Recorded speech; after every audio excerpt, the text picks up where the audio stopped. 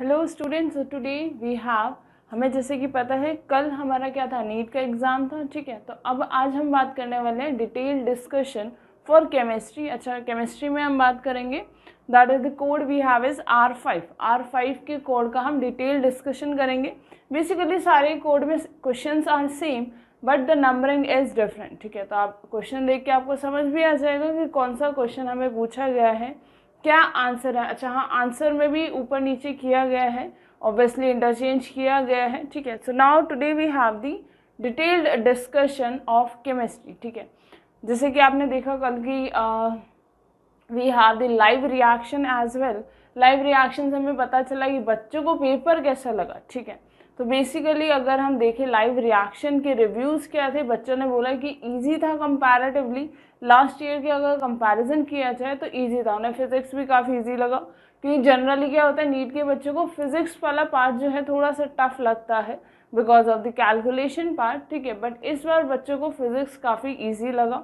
ठीक है, अगर हम केमिस्ट्री का डिस्कशन करें, केमिस्ट्री की अगर हम बात करें तो what we have is that is easy था। ठीक है, अगर आपने NCERT अच्छे से पढ़ी है तो आप इजीली कर सकते थे, क्वेश्चंस बहुत ही इजी थे। अगर कैलकुलेटिव क्वेश्चन देखे जाएं तो उनमें भी कैलकुलेशन भी बहुत इजी थी, ऐसा नहीं था कि कैलकुलेशन बहुत टफ आ रही थी, इजी ही कैलकुलेशन थी। ठीक है, तो अभी हम स्टार्ट करते हैं। Will start with the detail discussion for chemistry, that is NEET 2022 में जो क्वेश्चन अभी पेपर आया, दैट इज कल जो हमारा पेपर था, उसका हम डिटेल डिस्कशन करते हैं। ठीक है, so first question we have is the pH of solution. हमसे pH का सवाल पूछा है। वैसे तो अगर जिसका भी R5 कोड था, बच्चे को पहले सवाल देख के लगा होगा फिजिकल केमिस्ट्री का सवाल है, बट कैलकुलेशन बहुत ही ईजी है, सिर्फ फार्मूला अप्लाई करना है, then you come to know the answer. तो what it is, pH of the solution पूछा है जिसके अंदर 50 ml ईच ऑफ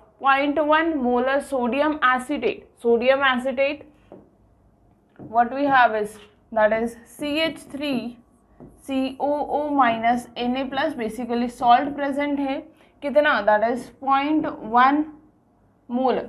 ठीक है, और क्या प्रेजेंट है, acetic acid that is CH3COOH, और मुझे पता है कितना प्रेजेंट है, 0.01 मोलर प्रेजेंट है। तो अब मुझसे इसका pH पूछा गया, तो मुझे पता है फॉर्मूला क्या होता है, what we have is pH is equals to pKa when we have the salt and acid plus log of salt, concentration of salt by concentration of acid, concentration of salt by concentration of acid। इससे हमारे पास सीधा pH आ जाएगा। अब मुझे pKa भी given है, we have the concentration of salt as well as concentration of acid, तो मुझे pH निकालना है। बेसिकली इजी क्वेश्चन था, दैट इज फार्मूला बेस्ड है, तो कितना हो जाएगा, pH will be equals to pKa is 4.57 plus log of concentration of salt that is 0.1 molar by 0.01 molar, that is equals to what, 10, so it comes out to be 4.57 plus log of 10, log of 10 is what, 1, so that is equals to 4.57 plus 1 and that will be 5.57, so pH come out to be 5.57, so option second is correct। ठीक है, second option correct है। तो इसमें हमें है तो physical chemistry का question, ठीक है, बट सीधा फार्मूला बेस्ड है, आपको कुछ सोचने की ज़रूरत नहीं है। अगर आपको फार्मूला पता है और उसमें हमारे पास सारी वैल्यूज गिवन है, जस्ट पुट करनी है, कैलकुलेशन भी बहुत ही ईजी है। ठीक है, next question we have is which one is not correct. Is not correct पूछा है। काफ़ी क्वेश्चंस अगर आप देखोगे तो ज़्यादातर क्वेश्चन में नॉट करेक्ट स्टेटमेंट ही पूछी गई है, तो अगर आपने नॉट करेक्ट नहीं पढ़ा तो गलत वहाँ पे हो सकता है। तो याद देखिए इसमें, which one is not correct, mathematical equation for Dalton's law of partial pressure. मुझे पता है Dalton's law of partial pressure is applicable to gaseous state, and Dalton's law क्या बोलता है, उसके अकॉर्डिंग स्टेटमेंट मैच नहीं कर रही, हमें ये बताना है। First we have is Pi is equals to xi into Pi nought. Pi is the partial pressure, xi is the mole fraction, Pi naught is the pressure of ith gas in pure state। हमें पता है according to Dalton's law क्या बोलता है, that is the partial pressure of a gas is equals to what, mole fraction of a gas XA into total pressure. ये कौन बोलता है, that is given by the Dalton's. क्या first statement correct है? नहीं, स्टेटमेंट करेक्ट नहीं है, first ही ऑप्शन इनकरेक्ट स्टेटमेंट है, तो हमें आगे ऑप्शन चेक करने की ज़रूरत ही नहीं है। But yes you can check. P total pressure क्या होगा, दैट इज इंडिविजुअल प्रेशर के समेशन के बराबर होगा। हाँ बिल्कुल करेक्ट है। नेक्स्ट वी हैव इज, अब मुझे पता है that is applicable to gases और PV is equals to NRT, ideal gas equation हम लगा सकते हैं। तो यहाँ से हम क्या निकाल सकते हैं, P1 कितना हो जाएगा, that is PV is equals to NRT होता है, PV is equals to NRT। So we can write it as P1 किसके बराबर होगा, that is equals to N1 RT by V will be the P1। तो यही इसी को open up करके लिखा हुआ है बस। फोर्थ स्टेटमेंट जो हमने दिया था वही वैल्यू लिखी हुई है। So second, third and fourth statement are correct, first is incorrect according to Dalton's law. ठीक है, so option first is incorrect.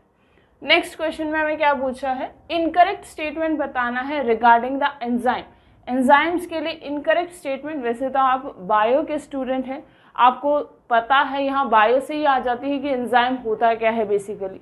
You can easily say that enzyme are very specific to a particular reaction. अगर हम chemistry में बात करें तो हम बोलते हैं कि पर्टिकुलर रिएक्शन में पर्टिकुलर एंजाइम ही अवेलेबल होता है। It can increase the activation energy और decrease the activation energy depending upon the enzyme. तो फर्स्ट स्टेटमेंट ये बोल रहा है कि enzyme is very specific, yes it is very specific for particular reaction as well as substrate. First statement is correct. Next is enzyme are biocatalyst. Yes, they are biocatalyst. Like chemical catalyst, enzyme reduces the activation energy. Yes, अगर positive enzyme है, negative enzyme है, depending upon the enzyme, it can increase the activation energy as well as decrease the activation energy. Last statement में क्या बोला, enzyme are polysaccharides. We know enzymes are made up of proteins. They are not polysaccharide. और हमसे सवाल में यही पूछा था इनकरेक्ट स्टेटमेंट कौन सी है। तो this statement is what, incorrect, because they are not polysaccharide, they are made up of proteins. ठीक है, next we have is match list 1 with list 2। Lithium, sodium, KOH, caesium absorbent का काम करता है, कौन इलेक्ट्रोसेल में काम करता है, कौन फोटो इलेक्ट्रिक इफेक्ट। अच्छा, अगर आपको इसमें एक ऑप्शन पता चल जाता है, जैसे कि मुझे पता है, हम पीरियोडिक टेबल में पढ़ते हैं आयनाइजेशन एनर्जी के बारे में, और मुझे फोटो इलेक्ट्रिक इफेक्ट से पता है कि जो मेटल की रोड की आयनाइजेशन एनर्जी कम होगी that is use for photo electrical cell के लिए हम उसे यूज़ करते हैं। और हमें पता है caesium have the low ionisation energy जिसको हम फोटो इलेक्ट्रिक सेल के लिए यूज़ करते हैं। तो पहली बात तो मुझे पता है caesium is use for photo electric cell. So cesium matches with fourth. So basically D matches with fourth. D matches with fourth. First option में ही हमें कंफर्म हो रहा है कि फर्स्ट ऑप्शन ही करेक्ट है और चेक करने की भी जरूरत नहीं है। But yes you have to check. जैसे हमें पता है KOH that is used as absorbent of CO2।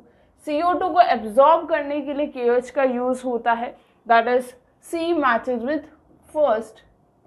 ठीक है, then we have the lithium. अगर हम लिथियम की बात करें that is use in electrochemical cell. Electrochemical cell में जैसे अगर हम सेल की बात करें, मोबाइल फ़ोन में जो सेल प्रेजेंट होती है अगर आप देखोगे वो लिथियम की बनी होती है, that is use in electrochemical cell. That means first matches with second, first matches with second. Sodium is use as a coolant in fast breeder reaction. तो बेसिकली अगर आपको एक या दो में आइडिया था ना तो आप इस क्वेश्चन को इजीली अटेम्प्ट कर सकते हैं। मुझे पता है सीजियम का सबको पता था, they are use in photo electric effect, और लिथियम इन इलेक्ट्रोकेमिकल सेल, और KOH that is absorbent of CO2। ये तीन वैल्यूज अगर आपको पता भी थी तो आप इजीली कर सकते हैं। So option A is correct for this question. Next we have the two statement दी है प्राइमरी एलिफेटिक। फर्स्ट स्टेटमेंट में क्या बोल रहा है, primary aliphatic amines react with HNO2 to give unstable diazonium salt. हाँ बिल्कुल, primary aliphatic amine that is RNH2 की बात कर रहा है और उसकी रिएक्शन किसके साथ हो रही है, HNO2 के साथ।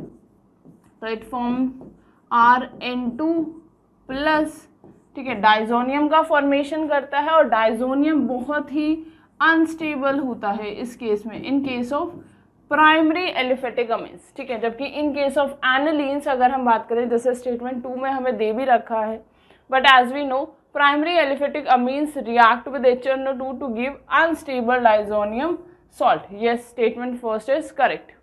सेकेंड में क्या बोल रहा है, primary aromatic amine, primary aromatic amine, this is aniline की बात कर रहा है, this react with HNO2, yes it react with HNO2, basically NaNO2 in HCl reaction हम करते हैं तो उससे हमें क्या मिलता है, HNO2 मिलता है, वही रिएक्शन गिवन है।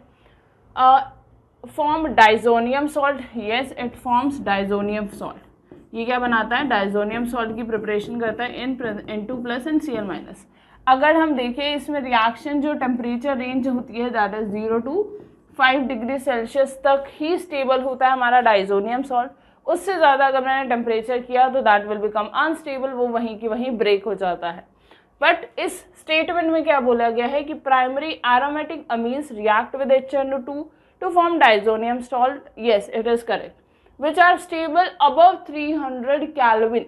300 केल्विन बेसिकली हम 0 से 5 डिग्री सेल्सियस बेसिकली हम बोल रहे हैं 273 केल्विन होता है, ठीक है, दैट इज 278 केल्विन तक ही स्टेबल होता है डाइजोनियम, उसके बाद स्टेबल नहीं होता। बट स्टेटमेंट में तो हमें क्या बोल रहा है कि स्टेबल है above 300 kelvin, know that is not stable, ठीक है। तो स्टेटमेंट सेकंड यहाँ से मुझे पता चल रही है इनकरेक्ट है and statement 1 is correct. So option first में क्या बोला है, first is incorrect, 1 is and both are correct, नहीं ऐसा नहीं है।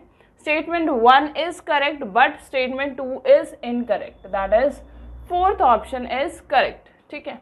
Next we have is, next question हमें बोला है that is suitable for chlorobenzene के लिए कौन सी रिएक्शन सुटेबल होगी क्लोरोबेंजीन का फॉर्मेशन के लिए। अगर हम बात करें फर्स्ट रिएक्शन में NH2 aniline is a base, HCl acid है तो ये तो एसिड बेस रिएक्शन करेंगे। तो क्या फर्स्ट में हमारे पास क्या हो रहा है, aniline reacting with HCl formation of NH3 positive and Cl minus acid base reaction से ये हमें मिलता है, ना कि क्लोरोबेंजीन। हमें तो ये बताना है कि कौन सी सुटेबल है for the synthesis of chlorobenzene. Second में अगर हम देखें benzene with Cl2 in anhydrous FeCl3, yes benzene जब सेकेंड रिएक्शन अगर हम देखें बेंजीन जब Cl2 के साथ रिएक्ट करती है इन प्रेजेंस ऑफ FeCl3 की प्रेजेंस में हमें क्या मिलता है, क्लोरोबेंजीन ऑब्टेन होता है, yes and this is the correct method for synthesis of chlorobenzene. So option second is correct, ठीक है। वैसे आप उसके बाद ऑप्शन और भी चेक कर सकते हैं, दैट इज फिनॉल NaNO2 के साथ इन प्रेजेंस ऑफ HCl क्या देता है, दैट इज पैरा नाइट्रोफिनॉल हमें ऑब्टेन होता है, ना कि क्लोरोबेंजीन। इसमें हमें क्या होता है HCl के साथ, ये तो there is no reaction between the, no reaction, benzene HCl के साथ रिएक्ट ही नहीं करता है। So option second is correct. Next question we have is incorrect statement of the following, हमें इनकरेक्ट स्टेटमेंट बताना है। फर्स्ट में क्या दिया है, lithium is the strongest reducing agent among alkali metals. वैसे अगर आपको इलेक्ट्रोकेमिकल सेल याद है, इलेक्ट्रोकेमिकल सेल में हमने देखा था SRP value, SRP standard reduction potential, और मुझे पता है स्टैंडर्ड रिडक्शन पोटेंशियल लिथियम का सबसे कम होता है। रिडक्शन पोटेंशियल अगर कम है लिथियम का तो उसकी रिड्यूस होने की टेंडेंसी कम है, दैट मीन्स ऑक्सीडाइज होने की टेंडेंसी ज़्यादा है, मतलब it will behave as a reducing agent. तो लिथियम हम बोलते हैं रिड्यूसिंग एजेंट होता है, powerful reducing agent. So first statement correct है, येस ऑफ कोर्स। सेकेंड में क्या बोला है, alkali metal react with water to form their hydroxide. Alkali metal react with water to form their hydroxide, हाँ बिल्कुल। जैसे कि अगर हम बात करें magnesium react with water, magnesium hydroxide बनता है, बेरिलियम हाइड्रोक्साइड फॉर्मेशन होते हैं। तो ये सेकेंड स्टेटमेंट भी करेक्ट है, हमें क्या मिलता है MOH होल ट्वाइस हाइड्रोक्साइड का फॉर्मेशन होते हैं। फर्स्ट स्टेटमेंट भी करेक्ट है, सेकंड भी करेक्ट है। हमसे इनकरेक्ट स्टेटमेंट पूछा गया था, ठीक है। Oxidation number of K in KO2 is +4, no it is not correct। अगर हम देखें KO2 में K will behave as a positive क्योंकि अल्कली मेटल्स +1 चार्ज दिखाते हैं, that is O2 minus, that is a super oxide, super oxide है ये, ठीक है, that is not oxide। तो K is having +1 oxidation number, but यहाँ पे ऑक्सीडेशन नंबर K का क्या दे रखा है 4, that is not correct statement।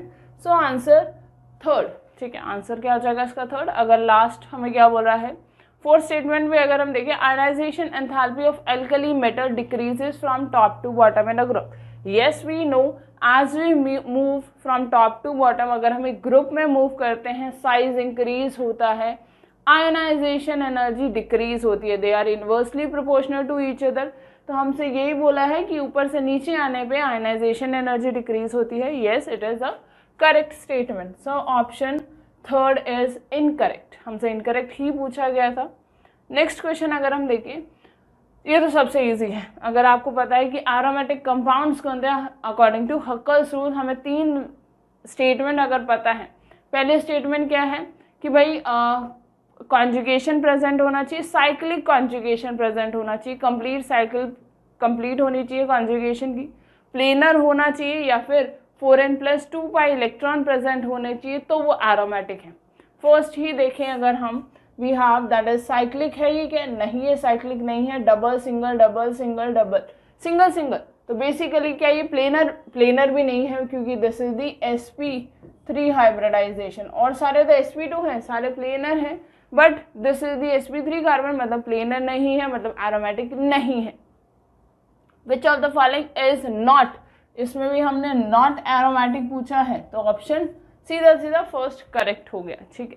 वैसे और ऑप्शन भी आप चेक कर सकते हो, यहाँ पे साइक्लिक है, हाँ बिल्कुल, double single negative single, that is cyclic conjugation, sp2 hybridisation है और 6 पाई इलेक्ट्रॉन है, तो ये एरोमेटिक है। इसमें अगर हम देखें तो इसमें भी कितने हैं, 6 पाई इलेक्ट्रॉन है, एरोमेटिक सिस्टम है, साइक्लिक कॉन्जुगेशन भी है और प्लेनर भी है। Last option we have is 2 pi electron. Yes, Huckel rule को सेटिस्फाई कर रहे हैं ये तीनों, but first is not aromatic, so option 1। Next we have is at 298 kelvin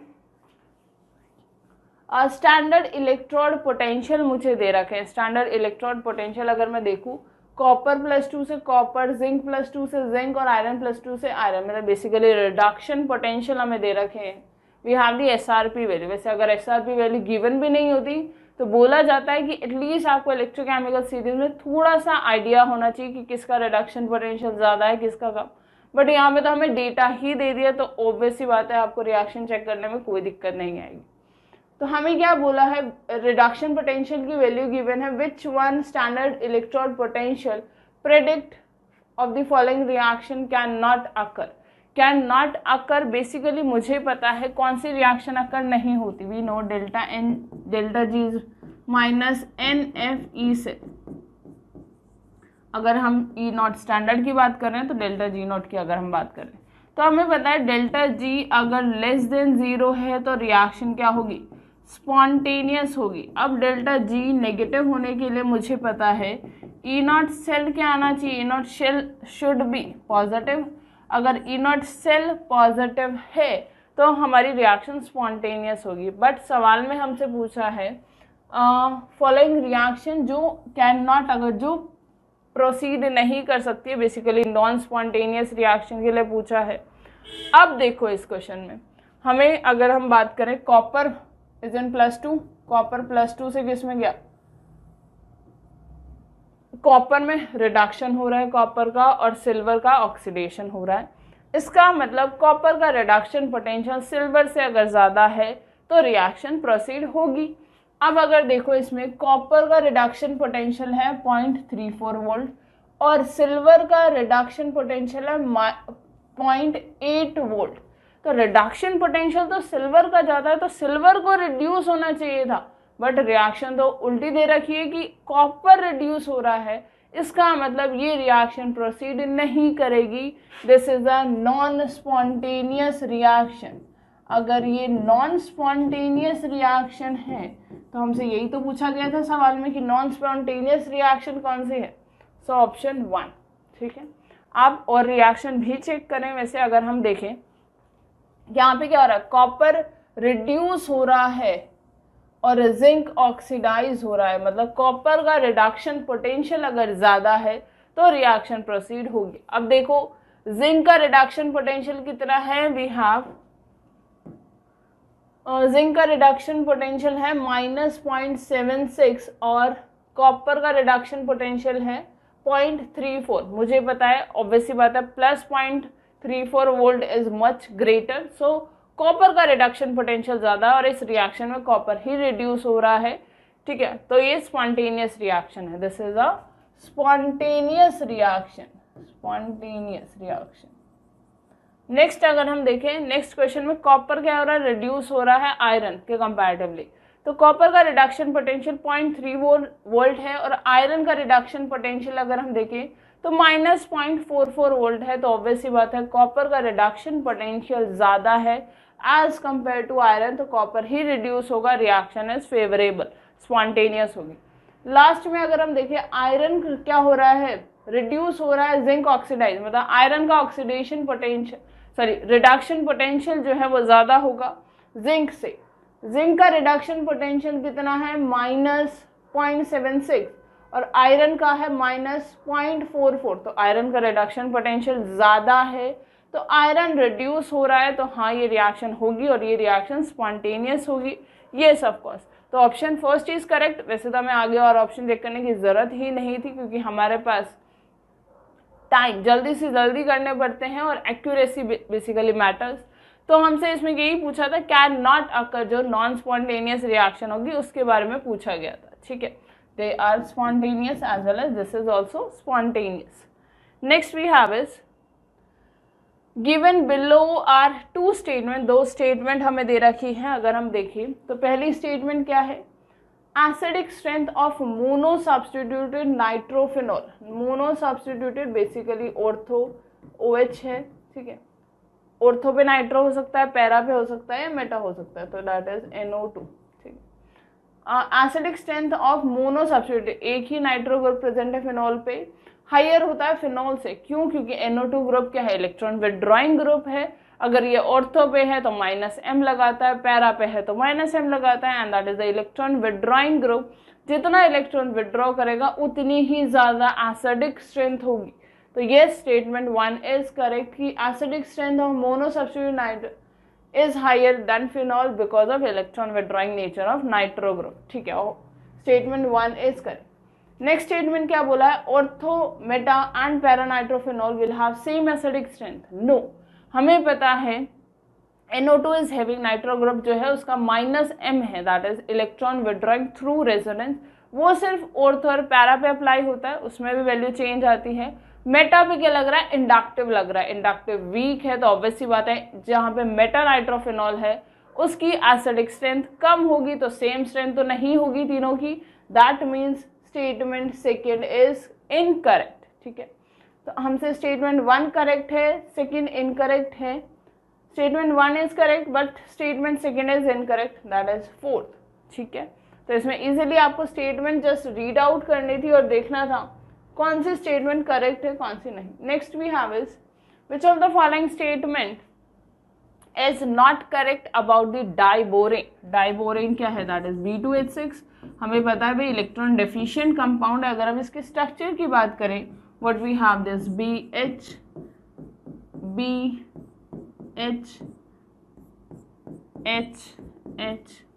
and H, and that is a electron deficient because this is a banana bond, that is 3-centered 2 electron bond है।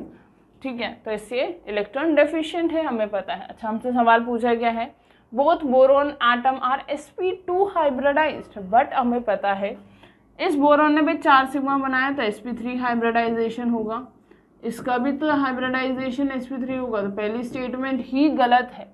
क्या हमसे is not correct पूछा है तो obviously बात है first statement is incorrect. आगे आपको चेक भी करने की जरूरत नहीं पड़ेगी, but yes you can check. There are 2 3-centered 2 electron bond, yes we have the 2 banana bond. एक तो ये जो ग्रीन से मार्क किया है, एक रेड वाला, this is also a banana bond, that is 3-centered 2 electron bond. तो yes second statement is correct. Next क्या बोला है, 4 टर्मिनल, ये जो 4 टर्मिनल है, 2 इधर 2 उस side, are 2 centred 2 electron bond, yes यहाँ पे this is 2 centred 2 electron bond है, तो स्टेटमेंट थर्ड भी करेक्ट है। फोर्थ में क्या बोल रहा है, 4 terminal hydrogen atom and 2 boron lie on 1 plane, the 4 terminal hydrogen atom and then 2 boron atoms lie in 1 plane. क्या सारे के सारे टर्मिनल और जो 2 बोरॉन एटम है एक ही प्लेन में लाई करते हैं? तो हाँ बिल्कुल।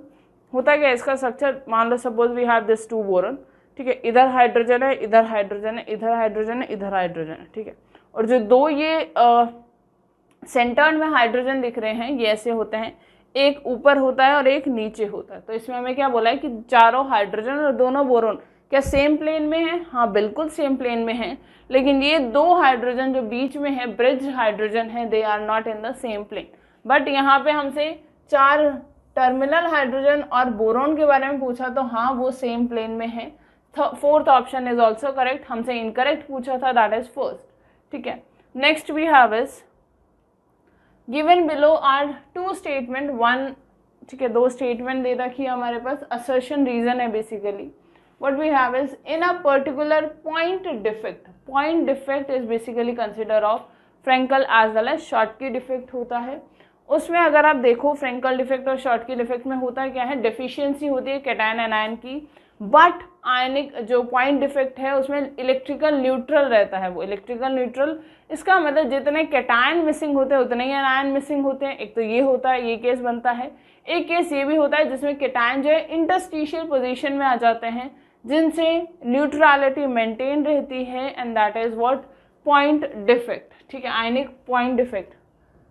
तो हमें क्या बोला है असर्शन में, what we have in particular point defect the ionic solid is electrical neutral. Yes, ionic solid electrically neutral होता है, even few cations are missing. हाँ, फ्यू कैटायंस मिसिंग होते हैं अपनी from unit cell interstitial position पे occupy कर लेते हैं, बट इलेक्ट्रिकली न्यूट्रल होता है। Yes, assertion is correct. Reason क्या दिया है, क्या ionic solid Frenkel defect arise होता है, डिसलोकेशन, हाँ बिल्कुल, dislocation of cation to interstitial site maintaining overall electrical neutrality. तो यस, इलेक्ट्रिकल न्यूट्रलिटी मेंटेन होती है, जैसे कि हमने बोला पॉइंट डिफेक्ट में क्या होता है, इलेक्ट्रिकल न्यूट्रलिटी मेंटेन होती है, कैटायन जो है इंटरस्टिशियल पोजीशन पे चला जाता है, ठीक है। So assertion and reason both are correct, and assertion का रीजन करेक्ट है। तो basically you can say assertion is correct, A and B both are correct, but हाँ and R correct explanation, reason जो है correct explanation है हमारे assertion का, that is option second is correct, ठीक है। Next we have is given below 2 statement हमें दे रखी है, boiling point of aldehyde and ketone are higher than hydrocarbon। Boiling point aldehyde और कीटोन का ज़्यादा होता है हाइड्रोकार्बन से। तो येस, हाइड्रोकार्बन का हमें जैसे कि पता है, हाइड्रोकार्बन कार्बन कार्बन प्रेजेंट होते हैं, वहाँ पे कोई डाइपोल डाइपोल इंटरैक्शन हमें नहीं दिखता है, बट इन एल्डिहाइड और ketone we have dipole dipole interaction, जिनकी वजह से उनका बॉइलिंग पॉइंट ज़्यादा होता है हाइड्रोकार्बन से। तो येस, इट इज़ करेक्ट कि boiling point of aldehyde and ketone are higher than hydrocarbon of comparable molecular mass because of weak molecular association। weak molecular association होता है aldehyde and ketone में, that we have is dipole dipole interaction होता है, because carbon and oxygen, अगर हम देखिए aldehyde और ketone, carbon और ऑक्सीजन में क्या इलेक्ट्रोनेगेटिविटी डिफरेंस है, जिसके कारण यहाँ पे हमें डाइपोल डाइपोल इंटरैक्शन दिखते हैं, जिससे इनका बॉइलिंग पॉइंट जो है वो ज़्यादा होता है हाइड्रोकार्बन से। हाइड्रोकार्बन चेन क्या होती है, कार्बन कार्बन की, तो यहाँ पे तो कोई इलेक्ट्रोनेगेटिविटी डिफरेंस नहीं होता, यहाँ पे तो कोई डाइपोल डाइपोल इंटरैक्शन देखने को नहीं मिलता, इसीलिए एल्डिहाइड और कीटोन का बॉइलिंग पॉइंट जो है वो ज़्यादा होता है। तो ये स्टेटमेंट 1 इज करेक्ट, ठीक है। नेक्स्ट स्टेटमेंट में क्या बोल रहा है, boiling point of aldehyde and ketone are lower than alcohols. अब एल्कोहल्स की बात करे जा रही है, एल्कोहल्स क्या होता है, दैट इज ROH। अब मुझे पता है एल्कोहल में एक तो इलेक्ट्रोनेगेटिविटी डाइपोल डाइपोल इंटरैक्शन दिख रहा है हमें, लेकिन यहाँ पे हाइड्रोजन बॉन्डिंग भी होती है। In alcohol they have hydrogen bonding, और मुझे पता है hydrogen bonding is stronger than dipole dipole interaction. Hydrogen bonding जो है that is stronger than dipole dipole interaction से स्ट्रॉन्गर होती है। तो जहाँ हाइड्रोजन बॉन्डिंग होगी भाई वो उनका बॉइलिंग पॉइंट जो है वो ज़्यादा होगा। तो यस यही बोल रहा है, एल्डिहाइड और कीटोन का बॉइलिंग पॉइंट जो है एल्कोहल से कम होता है of due to absence of hydrogen bonding. Alcohol में हाइड्रोजन बॉन्डिंग होती है, एल्डिहाइड कीटोन में हाइड्रोजन बॉन्डिंग नहीं होती है, जिस वजह से इनका बॉइलिंग पॉइंट जो है वो कम होता है एल्कोहल से। तो बोथ स्टेटमेंट आर करेक्ट, ठीक है। तो statement 1 and 2 are correct, statement 1 and 2 are correct, yes option second is true, ठीक है। Next we have is 64। Two statement है जिसे हमें असर्शन और रीजन ही बेसिकली हमें पता है, that is ICl is more reactive than I2। अगर आपने पढ़ा हो in group 17 we have study the interhalogen compound ICl and I2, I है, मुझे पता है इंटर, अगर हम रिएक्टिविटी की बात करें ना तो इंटर हेलोजन कंपाउंड्स जो होते हैं they are more reactive as compare to halogens compound. तो यस फर्स्ट में ये बोल रहा है ICl is more reactive than I2, yes inter halogen compounds का फॉर्मेशन ही इसीलिए होता है because they are more reactive towards the reaction, ठीक है। अब रिएक्टिव होते हैं तो ऑब्वियस सी बात है ICl का जो बॉन्ड है वो वीक होगा, तभी तो ब्रेक हो गए, वो रिएक्शन में पार्टिसिपेट करते हैं। तो अगर बॉन्ड स्ट्रेंथ की बात की जाए, if you are talking about the bond strength, तो ICl की बॉन्ड स्ट्रेंथ कम होती है I से, बॉन्ड वीक होता है ICl के केस में। तो फर्स्ट असर्शन इज ट्रू कि ICl आर ज़्यादा रिएक्टिव होता है। रीज़न क्या है, ICl bond is weak than I, yes interhalogen compounds जो हैं वो ज़्यादा रिएक्टिव होते हैं क्योंकि इनकी बॉन्ड स्ट्रेंथ कम हो जाती है, इसलिए इजीली ब्रेकेबल होते हैं, इजीली रिएक्ट करते हैं, इसलिए उनकी रिएक्टिविटी ज़्यादा होती है। तो both are correct and reason is the correct explanation for assertion. So both are correct and reason is the correct explanation of assertion, that is option second is correct, ठीक है। नेक्स्ट अगर हम देखें match the first with the second, अब हमें बोल रहा है प्रोडक्ट हमें ये मिल रहे हैं और ये रिएक्शन हो रही है कार्बोनिल के साथ। कार्बोनिल के साथ जब रिएक्शन कर रहे हैं तो हमें ये प्रोडक्ट हमें ऑब्टेन हो रहे हैं, this is the carbonyl. First क्या बोल रहा है, साइनोहाइड्रिन। साइनोहाइड्रिन क्या होता है हमें पता है, जब कार्बोनिल HCN या KCN के साथ रिएक्ट करते हैं तो it forms COH and here we have is CN, this is what cyanohydrin. तो साइनोहाइड्रिन कब बनता है, when carbonyl react with HCN, the formation of cyanohydrin, yes. So first matches with 4, first matches with 4, that is option first is correct। आगे आपको option check करने की जरूरत पड़ेगी ही नहीं, but yes you have to check। next we have the acetal formation, product acetal कब बनता है, तो अगर हम देखें जब कार्बोनिल एल्कोहल के साथ रिएक्ट करता है, कैसी रिएक्शन होती है, this is carbonyl when it react with alcohol plus ROH, alcohol के साथ रिएक्ट करता है तो रिएक्शन में क्या होता है COROH, this is what acetal. तो एसिटल कब बनता है, when carbonyl react with alcohol, that is second, B matches with third। Shift base का बनता है when primary amines react with carbonyl, carbonyl के साथ when primary amine react करती है तो शिफ्ट बेस हमें मिलता है। Last we have oxime formation when carbonyl react with NH2OH, NH2OH के साथ रिएक्ट करके क्या बनता है C डबल बॉन्ड NOH, ये this is what oxime, the formation of oxime. तो these are the basic reaction जो कि हमें पता होनी चाहिए। ऑक्साइन फॉर्मेशन कब होता है, when it react with NH2OH, शिफ्ट बेस, ठीक है। तो that is option first is correct. वे तो एक ऑप्शन भी अगर आपको पता था, याद थी आपको रिएक्शन, तो आप इजीली कर सकते थे, कोई दिक्कत नहीं आती, ठीक है। Next match list 1 with list 2, क्या बोला गया है, MgH2 is electron precise, deficient, electron rich और आयनिक। देखो हमें पता है B2H6 देखते ही मुझे समझ आता है भाई ये तो इलेक्ट्रॉन डेफिशिएंट है, ठीक है, इसमें तो हमें सोचना ही नहीं है। C matches with 2, C matches with 2 we have, तो ये लास्ट ऑप्शन, फर्स्ट और लास्ट कैंसिल आउट हो गया, हमारे पास 2 ही ऑप्शन बचे। अब बात आती है, अब बात करें GeF2, that it belongs to hydride of group what, we have group 13। Group 13 के हाइड्राइड जो हैं जैसे कार्बन, सिलिकॉन और germanium, they are electron precise. क्यों इलेक्ट्रॉन प्रिसाइज? बिकॉज इनके वैलेंस शेल में 4 इलेक्ट्रॉन होते हैं, ठीक है, और 4 हाइड्रोजन एक एक इलेक्ट्रॉन लेके क्या बना लेते हैं, 4 covalent bond formation, basically we have the 8 electron, octet complete हो जाता है। तो इसमें इलेक्ट्रॉन प्रिसाइज होते हैं कि 4 इलेक्ट्रॉन है, 4 हाइड्रोजन के साथ बॉन्ड बनाए, दे आर इलेक्ट्रॉन प्रिसाइज, ठीक है। तो B matches with 1, B matches with 1, तो ये सेम है, ठीक है।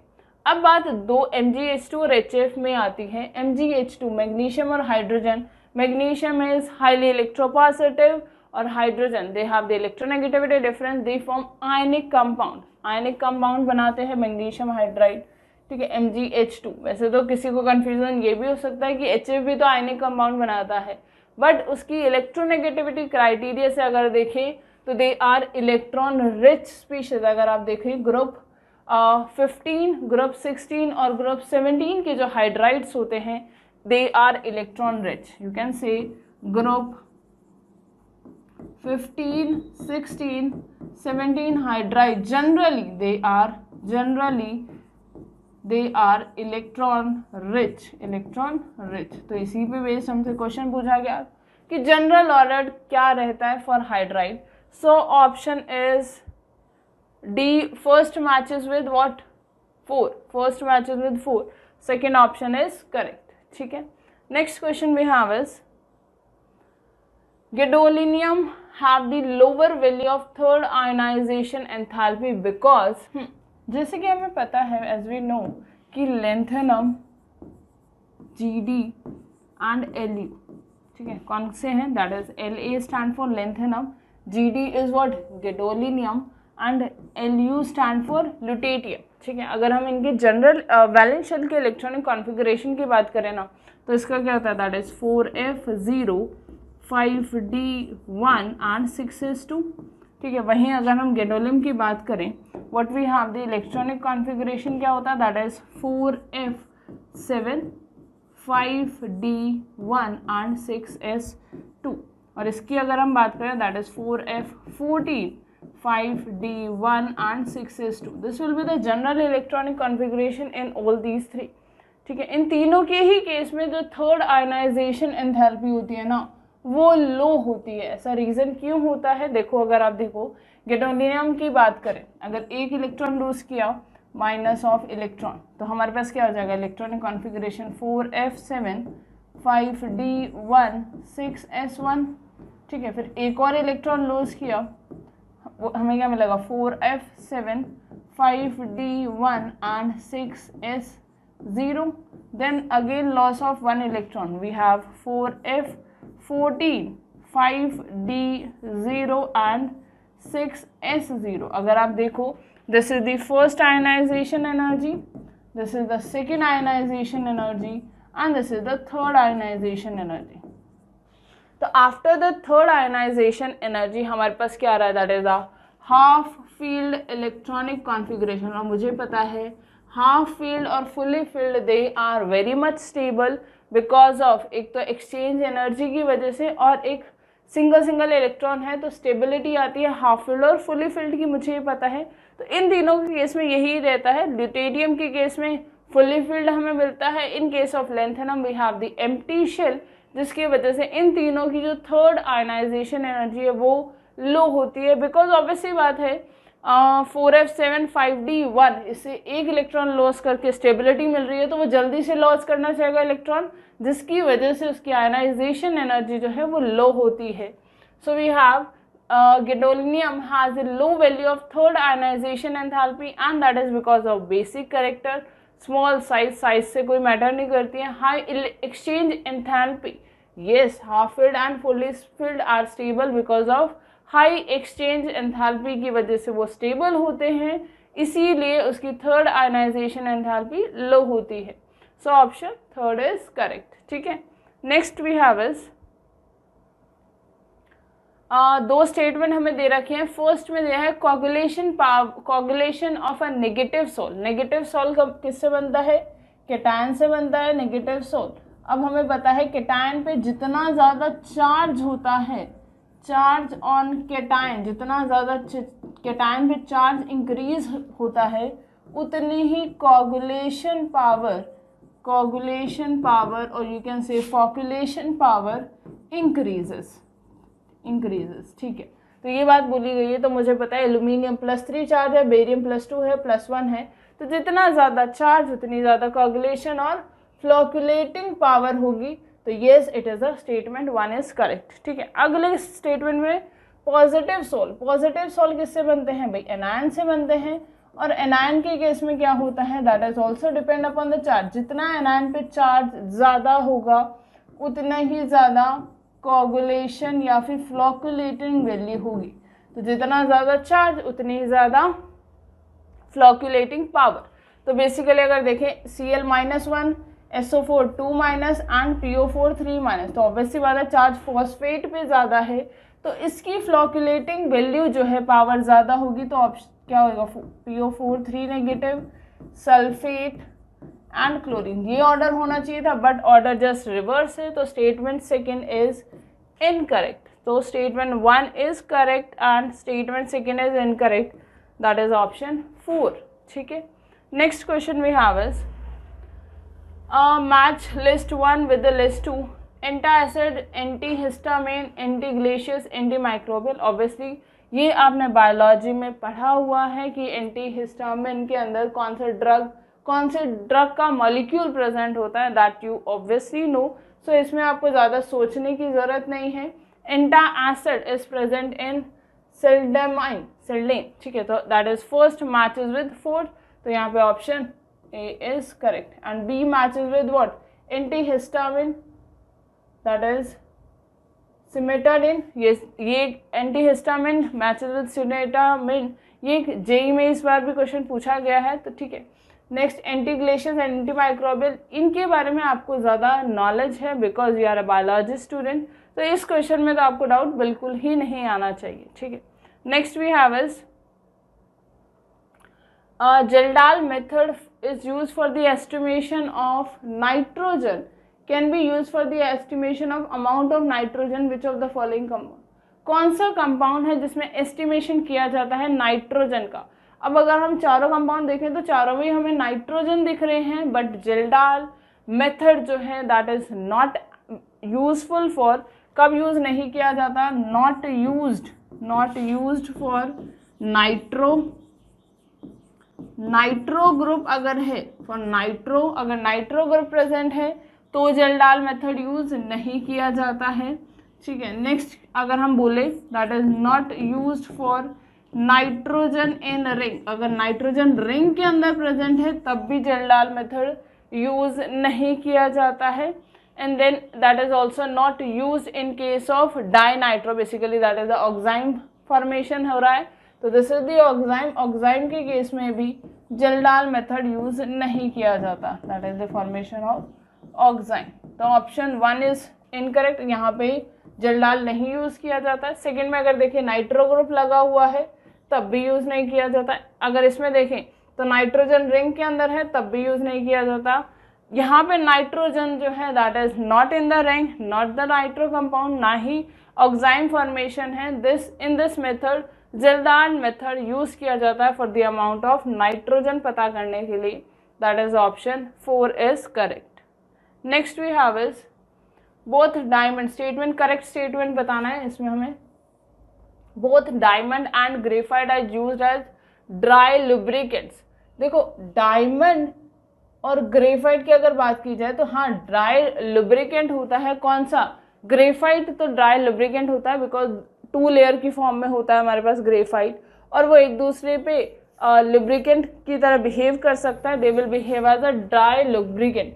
But in case of diamond that is not a dry lubricant, so option 1 is incorrect. दोनों के रिगार्डिंग बोला था। डायमंड जो है, डायमंड देखो स्ट्रक्चर क्या होता है, carbon is attach with the 4 carbon, basically it is sp3 hybridization. जबकि अगर हम ग्रेफाइट के केस में बात करें तो ग्रेफाइट के केस में तो दे आर sp2 हाइब्रिडाइज होते हैं ना, 2 लेयर के फॉर्म में होते हैं, they are in the 2 layer. Basically जब हम एलोट्रॉप्स पढ़ते हैं कार्बन के तब हमें पता चलता है in case of graphite what we have is, ठीक है। तो this is the graphite, we have the sp2 hybridization, ठीक है। इसके केस में sp3 होता है। तो अगर हमें बोला गया diamond and graphite have 2D, देखो ग्रेफाइट तो 2D होता है because it is sp2 hybridize planar होता है, but diamond is 3D because of 3D क्यों होता है, बिकॉज ऑफ sp3 हाइब्रिडाइजेशन। तो ये स्टेटमेंट भी करेक्ट नहीं है। नेक्स्ट क्या बोला, diamond is covalent, graphite is ionic. Diamond तो कोवेलेंट है, हाँ बिल्कुल, ग्रेफाइट भी तो कोवेलेंट ही है, तो ये भी गलत स्टेटमेंट हो गई। Next is diamond is sp3, yes, diamond is sp3 hybridize and graphite is sp2, yes. Diamond जो है sp3 हाइब्रिडाइज है, ग्रेफाइट sp2 है, yes. Fourth option is correct, ठीक है। तो ये हम पढ़ते हैं, that is in the allotropes of carbon में हम पढ़ते हैं, that is basically diamond and graphite. Fullerene भी होता है, but yes diamond, graphite, fullerene तीनों ही एलोट्रॉप कार्बन के इंपॉर्टेंट है, ठीक है। नेक्स्ट हमसे क्या बोला है, आईपैक नेम करना है हमारे पास, कोऑर्डिनेशन केमिस्ट्री से सवाल है, that is AgH2O whole twice. Next we have is Ag, एक कैटाइन है और एक एनाइन है, मुझे पता है initially we have the cation, तो ये तो हो गया Ag plus and this is minus, ये तो कैटाइन ये एनाइन। अगर हम चार्ज निकालें इस पर कितना आ जाएगा, x plus 0 is equals to +1, तो x come out to be +1, तो इस Ag पे कितना है +1 चार्ज है, यहाँ पे x minus 2 is equals to -1, तो x come out to be +1, तो यहाँ पे भी सिल्वर पे 1 है। तो अगर वैसे तो ऑप्शन अगर आप देखो तो सेकंड और थर्ड तो यहीं भी रिजेक्ट हो जाते हैं ऑक्सीडेशन नंबर के ऊपर। अब मुझे पता है कैटाइन का जब हम नेमिंग करते हैं, इनिशियली फर्स्ट हम कैटाइन की करते हैं, फिर एनायन की करते हैं, और एनायन में जब हम नेम लिखते हैं तब मेटल का जो नाम आता है उसके एंड में प्रीफिक्स यूज होता है 8, मुझे पता है, ठीक है। तो पहले अगर हम कैटाइन का नाम लिखें तो कितना हो जाएगा, that is diaqua, Ag is what, silver, oxidation number is 1, ठीक है। ये तो हो गया कैटाइन। एनायन क्या है, डाइसाइनो, अब ये तो एनायन है तो name will become argentate and the oxidation number is also 1, ठीक है। तो क्या हो गया, diaqua silver 1, dicyano argentate 1, yes, option first is correct. Last में गलत क्या है, डाइसाइनाइडो, अच्छा यहाँ पे साइनाइडो लिखा है, अब साइनो भी होता तो भी गलत नहीं होता, ठीक है। यहाँ पे डाइसाइनाइडो, बेसिकली एनायन का नाम पहले लिखा है फिर कैटाइन का लिखा है, इसलिए ऑप्शन फोर्थ गलत हो जाएगा, क्योंकि हम कैटाइन का पहले लिखते हैं फिर फॉलोड बाय एनायन, ठीक है। So option 1 is correct. Next we have is which of the following PV curve represent the maximum work done, maximum work done बताना है, PV curve दे रखा है, PV curve अगर गिवन है तो maximum work done इसके बराबर होता है, that is equals to what, area under PV curve. Area under PV curve, अगर एरिया जितना ज़्यादा होगा उतना ही ज़्यादा वर्क डन होगा, बस हमें तो यही देखना है। तो अगर देखिए फर्स्ट ऑप्शन में एरिया जो है वो इतना है, कम है कंपैरेटिवली, जबकि एरिया सेकंड में क्या है, साइक्लिक है, तो इसमें भी एरिया कम है। यहाँ पे तो वर्क डन 0 है क्योंकि कोई एरिया ही नहीं प्रेजेंट है, यहाँ पे इतना ज़्यादा एरिया प्रेजेंट है। ऑब्वियस ही बात है, आप ग्राफ देख के बता सकते हो कि third option is correct because the area under the curve third option में ज़्यादा है, इसका मतलब उस केस में मैक्सिमम वर्क डन होगा, ऑप्शन थर्ड इज करेक्ट, ठीक है। Next question we have is 1 molar solution contain 0.5 mole of solute. हमें पता है 1 मोलर का मतलब मोलालिटी की बात की जा रही है, और मोलालिटी किसके बराबर होता है, that is the moles of solute divided by mass of solvent. Option में हमें ग्राम्स में दे रखा है, तो ऑब्वियस सी बात है हम अगर ग्राम्स में लेंगे तो मल्टीप्लाई बाय 1000, ठीक है। तो मेरे पास क्या गिवन है, मोलालिटी गिवन है, मोल्स दे रखे हैं, मुझे सॉल्वेंट का मास निकालना है, तो हम निकाल सकते हैं। मोलालिटी कितनी है, 1 है, is equal two moles is 0.5 by mass of solvent, यहाँ पे ग्राम्स में आएगा, into 1000, so mass come out to be what, that is 500 gram for of solvent का मास कितना आ गया 500 ग्राम। वैसे तो इतना लिखने की भी ज़रूरत नहीं थी, आपको पता है एक मोलल में 0.5 मोल है, ठीक है। अगर एक मोलल, मुझे पता है एक मोलल को हम डिफाइन कैसे करते हैं कि 1 molal is what 1 mole present in 1000 gram. Basically 1 kg of solvent में 1 मोल प्रेजेंट होगा तो उसकी मोलालिटी 1 होगी। तो अगर 0.5 मोल आधे मोल प्रेजेंट है तो मास भी तो आधा ही होगा।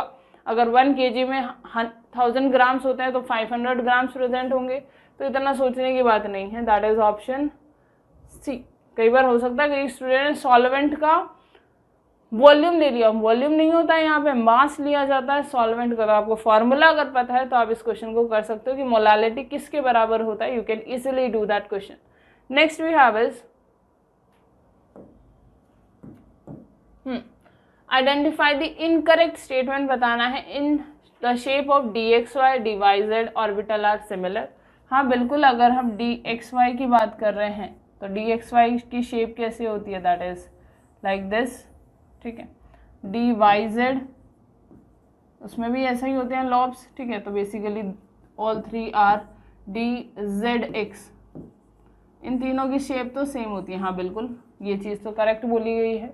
आगे क्या बोला है, and x square y square and dz² are similar to each other. ये अगर आप NCERT में कंसिडर करोगे x स्क्वायर और y स्क्वायर की शेप जो है दैट इज डबल डम्बल, ठीक है।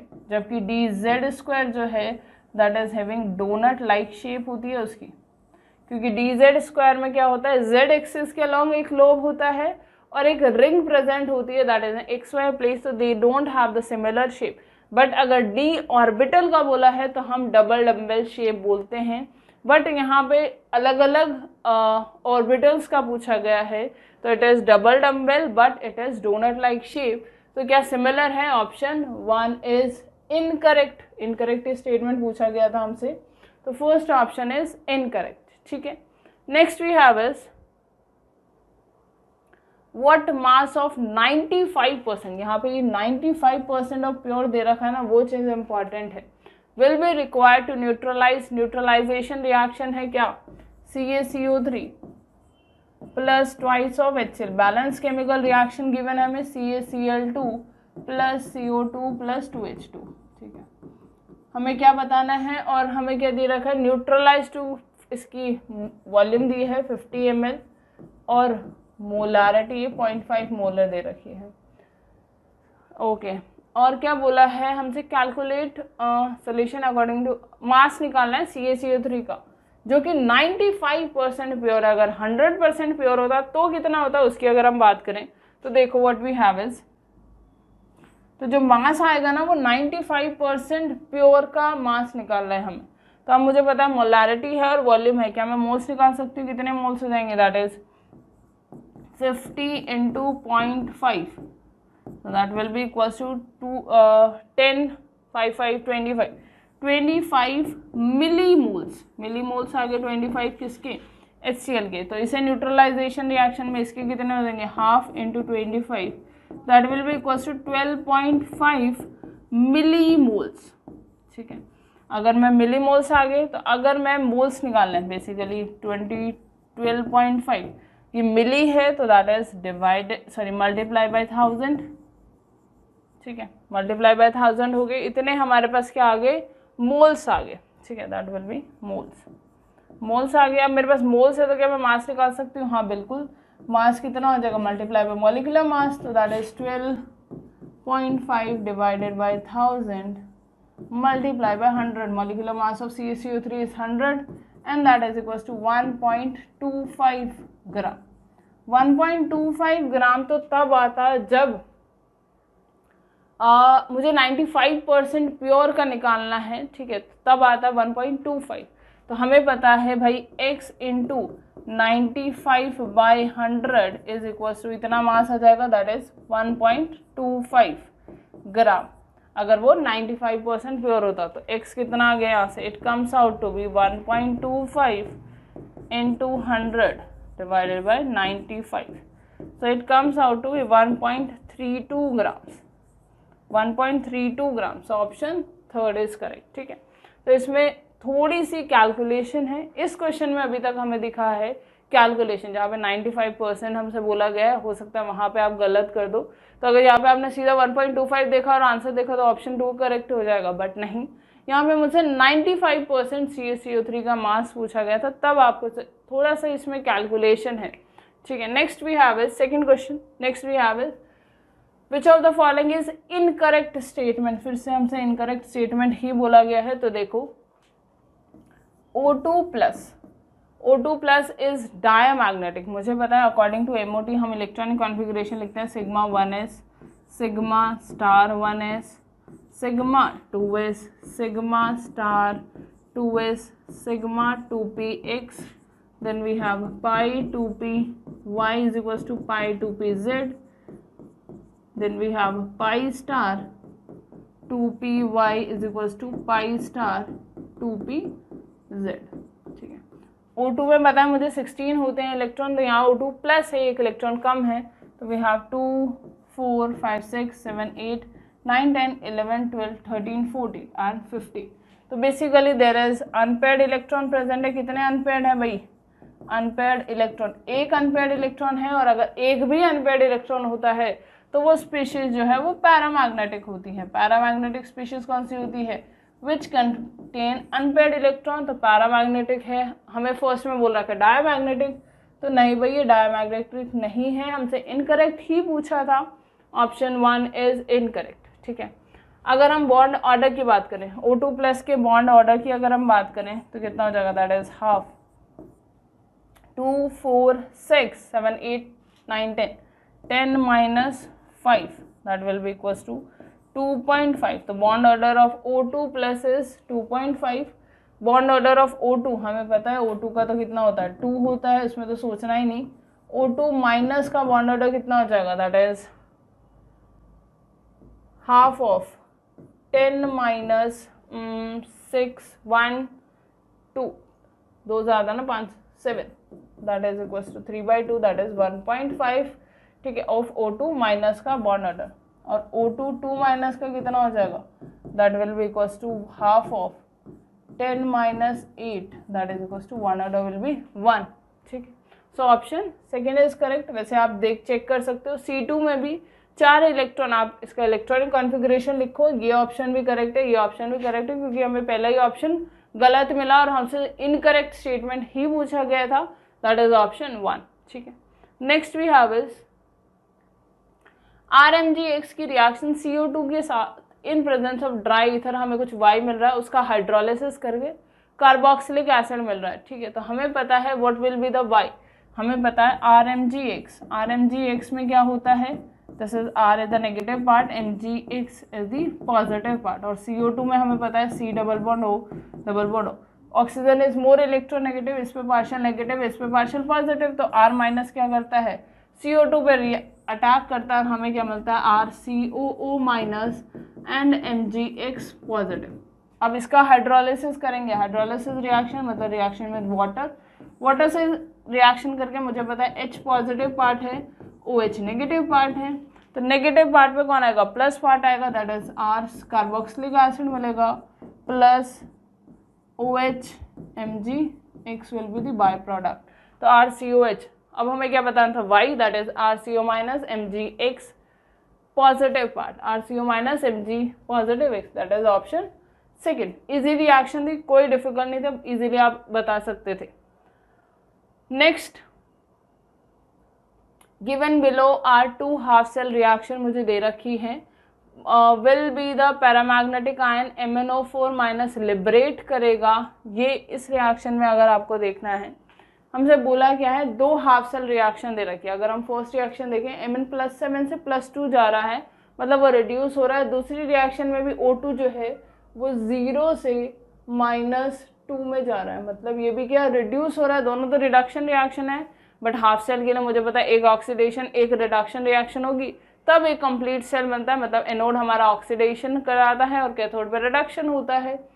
अब हमसे बोला है कि MnO4 माइनस जो है क्या O2 लिबरेट करेगा? O2 किस में लिबरेट होगी? अगर मैं सेकेंड रिएक्शन को रिवर्स कर दूँ तो O2 लिबरेट होगी। हाँ बिल्कुल, तो रिवर्सिंग द सेकेंड रिएक्शन तो हमारे पास क्या हो जाएगी? H2O will give you half of O2 plus 2H plus 2 electron. ये रिएक्शन हो गई, ठीक है। नेक्स्ट रिएक्शन क्या है, दैट इज MnO4 माइनस, ठीक है। अगर मैं इन दोनों रिएक्शन को एड अप कर दूँ, we have MnO4 minus plus 8H plus 5 electron will give you Mn plus 2 plus 4H2। अब कंप्लीट सेल रिएक्शन के लिए जो एक्सचेंज ऑफ इलेक्ट्रॉन है वो सेम होना चाहिए, वहाँ 5 है या 2 है, that means this is multiply by 5 and this is multiply by 2। तो what we get, the overall reaction हमारे पास आ जाएगी, कितनी आ जाएगी, that is twice of MnO4 minus plus 16H plus 10H plus that is 8 plus 6H plus 5H2O 6H plus gives you what, Mn plus 2, twice of Mn plus 2 plus 8 and 5 that is 3H2O plus half of O2। ये complete reaction होगी। अब मुझे पता है E naught cell क्या हो जाएगा इसका, E naught cell that is E naught at anode पे क्या होता है, oxidation plus E naught at cathode that is reduction potential. Anode में मुझे क्या चाहिए, ऑक्सीडेशन पोटेंशियल चाहिए, यहाँ पे रिडक्शन पोटेंशियल चाहिए, तभी उन्हें ऐड अप कर सकते हैं। अब ऑक्सीडेशन किसका हो रहा है, वाटर ऑक्सीडाइज हो रहा है, मतलब -2 से 0 में जा रहा है ऑक्सीडेशन पोटेंशियल। यहाँ पे क्या हो रहा है, 0 से -2 में जा रहा है, तो ये तो क्या दिया हुआ है, रिडक्शन पोटेंशियल दिया है, मुझे तो ऑक्सीडेशन पोटेंशियल चाहिए, it will become minus of 1.22। अच्छा हाँ, अगर हम देखें, अच्छा इस रिएक्शन को तो मैंने रिवर्स कर दिया ना, तो इसका रिडक्शन पोटेंशियल कितना हो जाएगा, EO2H2 will become minus of 1.223 volt, ठीक है, 223 वोल्ट। अगर मैं इसका रिडक्शन पोटेंशियल भी ले लूँ तब भी क्या हो जाएगा, that will become E nought cathode का reduction potential minus E nought anode का भी रिडक्शन पोटेंशियल, क्योंकि रिडक्शन पोटेंशियल ही इवन है मुझे, ठीक है। तो कैथोड पे रिडक्शन पोटेंशियल कितना होगा, कैथोड पे क्या होता है, रिडक्शन हो रहा है, यहाँ पे इसका रिडक्शन पोटेंशियल अगर आप देखो +2 से +7 का दे रखा है, ये ऑक्सीडेशन पोटेंशियल गिवन है, हमें तो रिडक्शन पोटेंशियल चाहिए था, तो it will become plus 1.51 minus reduction potential that is 1.223 volt, so it comes out to be plus 0.287 volt, so we can say plus 0.287 volt, so option second is correct and the reaction is feasible क्योंकि E naught cell positive है तो delta G negative होगा, spontaneous reaction होगी, so option second is correct. Next question we have is, in the given graph it represent the kinetics of the reaction। देखो constant temperature पे variation जो है constant है, मुझे पता है फर्स्ट ऑर्डर, जीरो ऑर्डर की अगर हम बात करें, जीरो ऑर्डर में क्या होता है, रेट हम कैसे लिखते हैं in case of zero order की अगर हम बात कर रहे हैं, for zero order what we have rate is k into concentration of a की पावर 0। सो बेसिकली रेट किसके बराबर है, k के बराबर होता है, that means it is not depending upon the concentration, constant रहेगी वैल्यू। तो अगर यहाँ पे x जो है क्या बता रहा है, रेट x यहाँ पे अगर रेट रिप्रेजेंट कर रहा है, रेट नहीं हम बोल सकते हैं x is representing a concentration और y रेट रिप्रेजेंट कर रहा है for zero order, then the constant रहेगी वो value. For zero order y is rate and x is concentration, हाँ बिल्कुल ये बात तो सही है। नेक्स्ट क्या बोला, for first order y is rate and x is half life, मुझे पता है रेट। सेकेंड और फर्स्ट ऑर्डर के लिए रिएक्शन क्या होती है, फर्स्ट ऑर्डर के लिए हमारे पास होता है KT is equals to log of A naught by AT, ठीक है, यही तो होता है फॉर फर्स्ट ऑर्डर। बट हमें पता है रेट, अगर फर्स्ट ऑर्डर के लिए रेट मुझे लिखना है, that will B K into concentration of A की पावर 1। तो रेट कॉन्सेंट्रेशन पे डिपेंड करता है और टी हाफ पे भी डिपेंड करता है कॉन्सेंट्रेशन, हाँ, तो ये तो नहीं हो सकता, first is incorrect. Zero order concentration versus time, ये भी नहीं हो सकता। ज़ीरो ऑर्डर के लिए तो हमें पता है वाई रेट होगा, अच्छा ये फोर्थ ऑप्शन चेक करते हैं सीधा, वाई रेट होगा और एक्स कॉन्सेंट्रेशन, हाँ ये सही है। फर्स्ट ऑर्डर के लिए वाई टी हाफ है और एक्स कॉन्सेंट्रेशन, अगर मैं टी हाफ की वैल्यू देखूँ, टी हाफ क्या होता है for first order, that is ln2/k, ln2/k, मतलब T half is independent of concentration. तो अगर वो वाई टी हाफ है और एक्स कॉन्सेंट्रेशन है तो कॉन्सेंट्रेशन इंक्रीज कर दो चाहे डिक्रीज कर दो, हमारा T half remains constant because it is independent. So option 4 is correct. ठीक है, next question we have is the incorrect statement बताना है हमें। Racemic mixture show zero optical rotation. Yes, racemic mixture मतलब एक जो होता है दैट इज क्लॉकवाइज रोटेशन करता है और एक एंटी क्लॉकवाइज रोटेशन करता है। तो ऑब्वियस सी बात है रोटेशन का साइन ऑपोजिट होता है but the magnitude is same, मतलब अगर ये +50 है तो ये -50 रोटेट कर रहा होगा।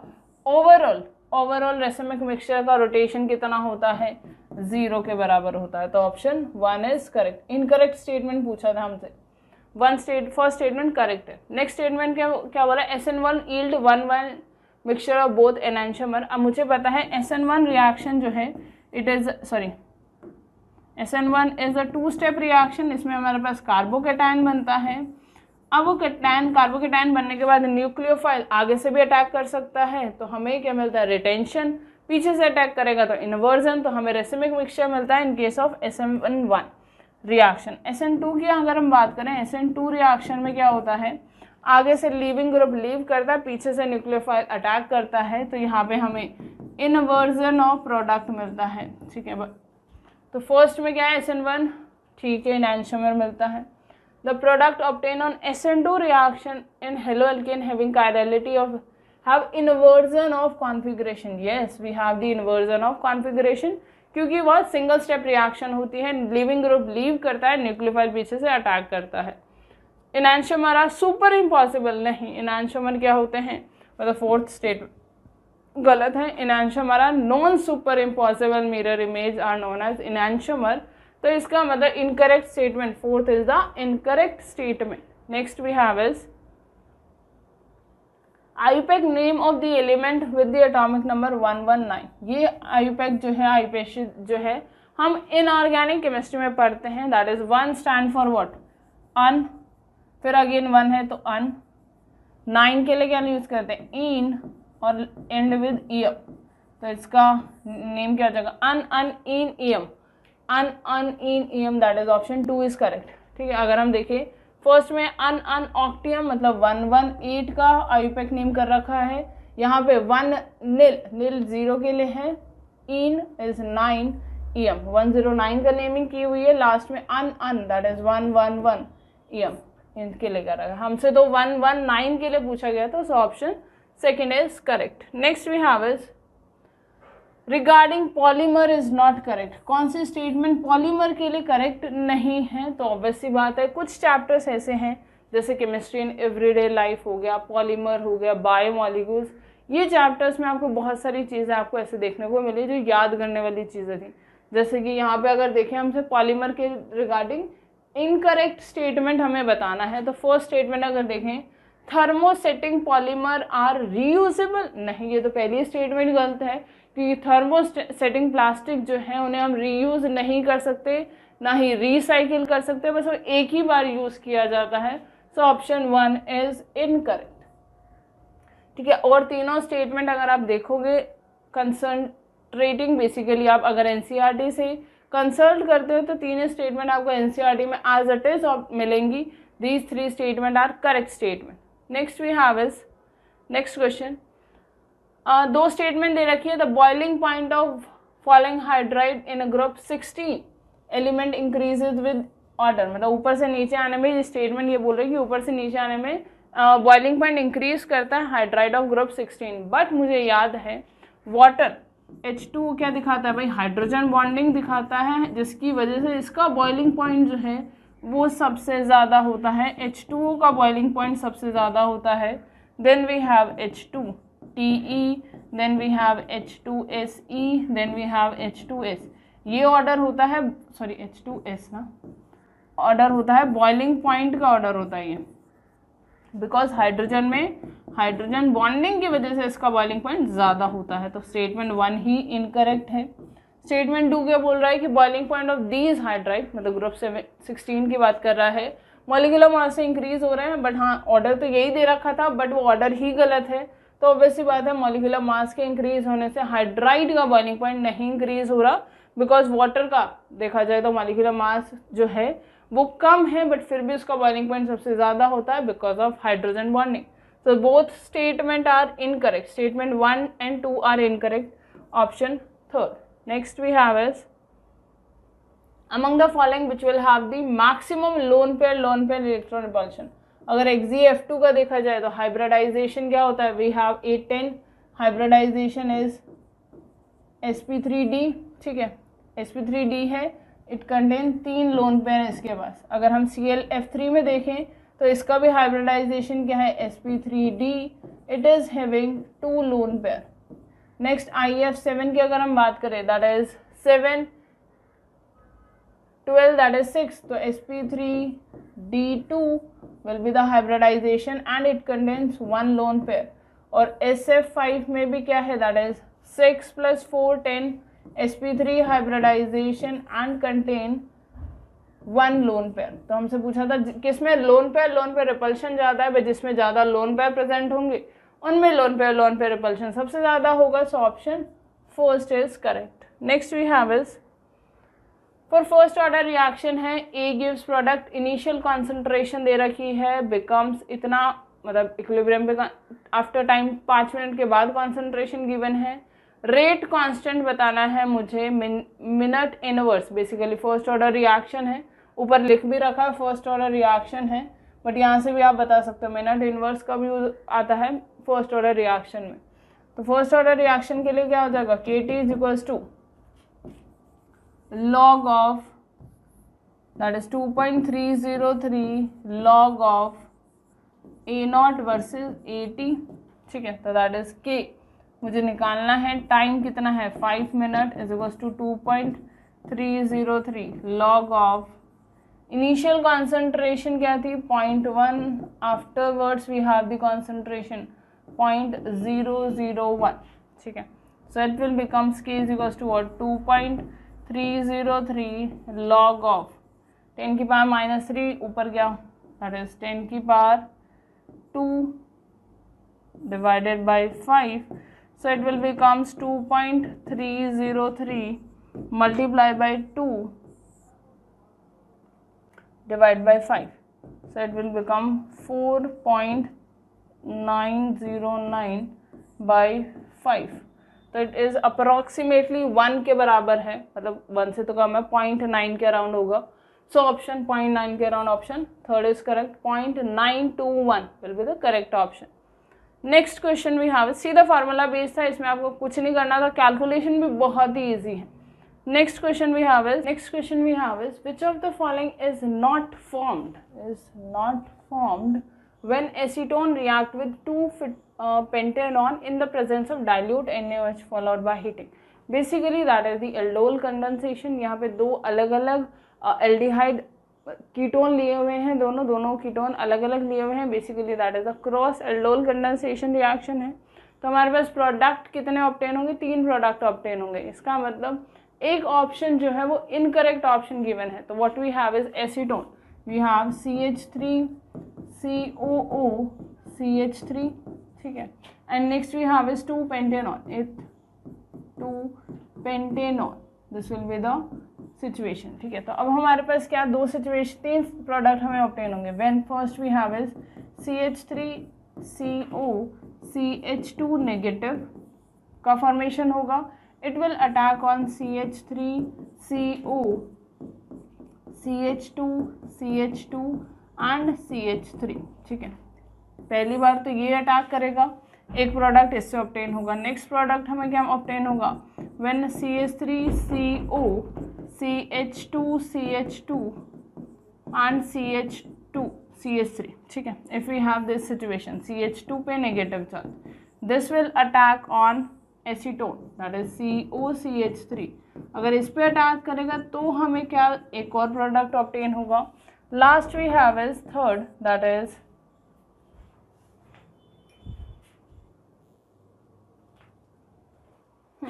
एक पॉसिबिलिटी ये है when we have CH3 C double bond O CH2 negative CH2 CH3 this attack on acetone C double bond O CH3, तो हमारे पास क्या होगा, तीन प्रोडक्ट ऑब्टेन होंगे। We have basically across aldol condensation reaction है, तो हमें तीन प्रोडक्ट ऑब्टेन होंगे। जब आप इनको प्रोडक्ट्स को ऑब्टेन करोगे तो फर्स्ट प्रोडक्ट आपको ऑब्टेन होगा, सेकंड ऑब्टेन होगा और फोर्थ, थर्ड प्रोडक्ट आपको ऑब्टेन नहीं होगा because we only get the three possibilities हैं, तो तीन ही प्रोडक्ट ऑब्टेन होंगे when we have the cross aldol reaction.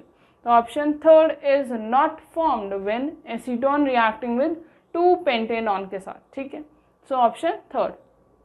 Next we have is neutral और एल्कलाइन मीडियम में KMnO4 जो है वो ऑक्सीडाइज करता है आयोडाइड को आयोडेट में, बेसिकली क्या कर रहा है, I माइनस को ऑक्सीडाइज कर रहा है किसमें, IO3 negative, basically it is what +5 में जा रहा है, -1 से ऑक्सीडेशन हो रहा है, इसको ऑक्सीडाइज कर रहा है। KMnO4 किसमें रिड्यूस होगा, ऑब्वियसली एक ऑक्सीडाइज हो रहा है that is a redox reaction, तो ये रिड्यूस किस में हो जाता है, इट फॉर्म्स MnO2 का फॉर्मेशन होता है दैट इज फ्रॉम +7 टू +4 में जाता है, रिड्यूस होता है KMnO4 when it oxidises iodide को आयोडेट में कन्वर्ट करता है। तो यही पूछा था हमसे, चेंज किया और +7 से +4 में, that is option second is correct, ठीक है। Next we have is in neutral और एल्कलाइन मीडियम में compound X on reaction with O3 that is ozonolysis reaction है किसकी, when we get formaldehyde that is HCOOH हमें ऑब्टेन हो रहा है ओजोनोलिसिस पे, और क्या मिल रहा है 2 मिथाइल प्रोपेनल, प्रोपेनल 2 पे मिथाइल है, नन मतलब दैट इज CHO, ठीक है, this will be the product. अब हमारे पास क्या होगा, what we have is ozonolysis किसका करेंगे, बेसिकल एडिशन कर देंगे, C double bond OH and here we have is C double bond OH CH3 and CH3 ozonolysis के बाद हमें ऐसे ही तो रिएक्शन होती है, इन दोनों की रिएक्शन करके यहाँ पे क्या जाएगा, डबल बॉन्ड आ जाएगा। So what we get is CH2 double bond CH3 and CH3। अब इसका अगर हम नेमिंग करें 1 2 3 4 दैट इज 4 है, 4 कार्बन है तो दैट इज ब्यूट, 1 पे डबल बॉन्ड है but 1 yne and 3 methyl but 1 yne, 3 methyl but 1 yne, that is option second is correct. इसके ओजोनोलिसिस से मुझे ये दो प्रोडक्ट ऑब्टेन होंगे, ठीक है। Next we have is O2 की रिएक्शन है found to be this, for this reaction Kc दे रखा है, बेसिकली केमिकल इक्विलिब्रियम से क्वेश्चन पूछा गया है, सीधा ही फॉर्मूला बेस्ड क्वेश्चन है। देखो रिएक्शन क्या दिया, thrice of O2 is an equilibrium with twice of O3, हमें Kc गिवन है, ठीक है, 3 × 10⁻⁻59। अब मुझे पता है Kc क्या होगा, that is the concentration of O3 की square by concentration of O2 की whole cube, this will be the Kc। मेरे पास Kc गिवन है, we have concentration of O2 given है एंड कॉन्सेंट्रेशन ऑफ O3 हमें find out करना था, यहाँ से हमें पता चल जाएगा concentration of O3 comes out to be √of Kc into concentration of O2 का whole cube, so that will be equals to what, √of Kc कितना है 3 × 10⁻⁻59 multiply by concentration of O2 is 0.04, that is 0.04 का whole cube है ना, तो that is equals to what, √of 3 × 10⁻⁻59 into 1664 into 10⁻⁻6, तो -6 that will be equals to √of 12 to 1 19.2, अगर मैं लिखूँ इसे 19.2 इंटू 10⁻⁻64, तो -19.2 is √of what, that is 4 4 जा 16, 4 पॉइंट समथिंग आएगा क्योंकि 5 का अंडर रूट 25 का अंडर रूट कितना होता है, दैट इज 5, और 16 का कितना होता है, दैट इज 4, तो 4 से ज़्यादा आएगा, सो it will become 4 point something into 10 की पावर हाफ कितना हो जाएगा, -32, that will be the concentration of O3। O3 की कॉन्सेंट्रेशन इतनी आ जाएगी 4 इंटू 10 की power -32। Option second is correct. ठीक है, next question we have is radius of second Bohr orbit दे रखा है हमें, radius of third Bohr orbit निकालना है। देखो इसमें जो रेडियस गिवन है सेकेंड बोर ऑर्बिट, उसकी वैल्यू का हमें कोई फायदा नहीं है, कोई यूज नहीं है, क्योंकि हमें फॉर्मूला पता है क्या होता है, that is radius is equal to 0.529 into n square by z। n is what, कौन से के लिए निकालना है, third Bohr orbit, that is 3 square 3, ठीक है, that is equal to 0.529 into 9/3, basically that is multiply by 3, तो it comes out to be 27 7 2 8 15 1.5 angstrom में आता है ये रेडियस हमारे पास, और हमें ऑप्शंस में एंगस्ट्रॉन्ग में गिवन है, बट ये तो नहीं होगा, दिस इज 1.587 एंगस्ट्रॉन्ग पिकोमीटर, और मुझे पता है 1 angstrom is equal to what 100 picometre के बराबर है, तो यहाँ पे हम क्या करेंगे, multiply by, this is multiplied by 100, it comes down to in picometer, so that is 158.7 picometer will be the radius of third Bohr orbit, that will be 1, that is option second is correct। ठीक है, so next we have is pollution due to oxide of sulfur get enhanced due to presence of, ये आपने environmental chemistry में पढ़ा होगा कि sulphur की वजह, सल्फर बेसिकली SO2 किसकी वजह से पॉल्यूशन एनहांस होता है, दैट इज पर्टिकुलेट मैटर। ठीक है, दैट इज NCERT लाइन है basically as it is particulate matter, ozone as well as hydrogen peroxide की वजह से इन्हांस होता है। हाइड्रोकार्बन का जिक्र कहीं नहीं है, हाइड्रोकार्बन की वजह से इन्हांस नहीं होता, तो just you have to learn that is particular matter, ozone और हाइड्रोजन पेरोक्साइड की वजह से पॉल्यूशन जो है SO2 का वो इंक्रीज हो जाता है, that is option A, B and D are correct, that is option third is correct, that is from environmental chemistry. Next we have is 10 litre flask contain 64 gram of oxygen, जिसमें assuming O2 is behaving as ideally, मतलब यहाँ पे हम idol gas equation लगा सकते हैं, क्योंकि हमें प्रेशर पूछा गया है फ्लास्क के अंदर, तो हम we can apply the ideal gas equation, that is PV is equals to nRT।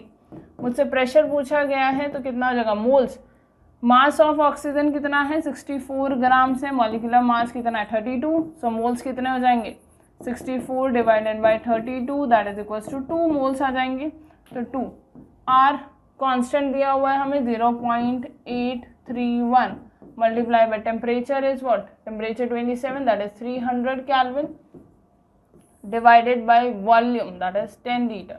On calculation जब हम कैलकुलेशन करके देखेंगे, it comes out to be I think that is 22, 2 से मल्टीप्लाई करें 44, दैट इज 4.9 के अराउंड आएगा आई थिंक ये। On calculation you get the pressure at 4.9 के अराउंड आएगा, that is option first is correct. ठीक है, next question we have is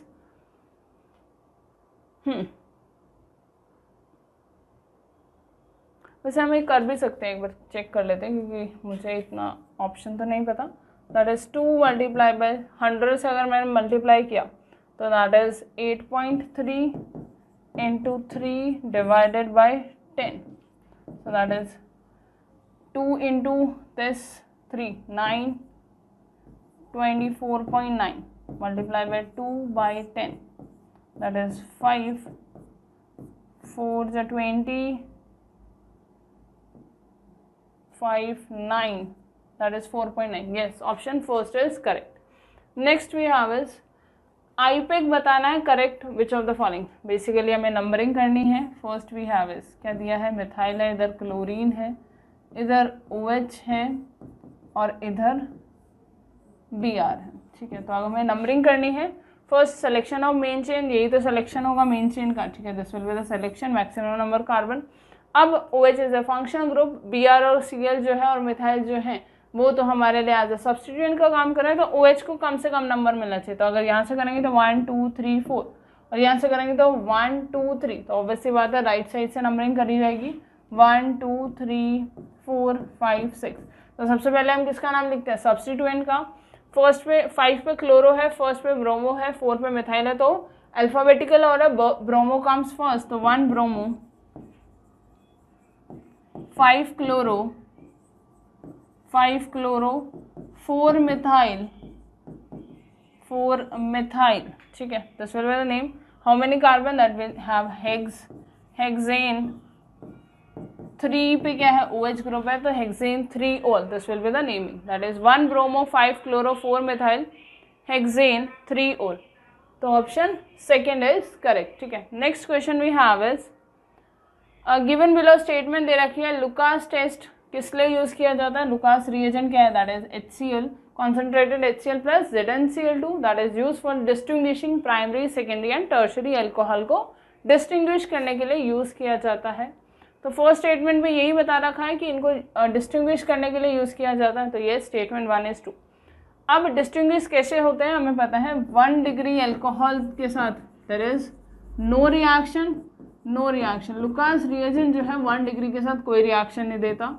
2 degree alcohol के साथ हमारे पास टर्बिडिटी आती है 5 मिनट्स के बाद, around 5 minutes we get the turbidity, ठीक है। और 3 डिग्री अल्कोहल के साथ हमें क्या मिलता है, we get the instant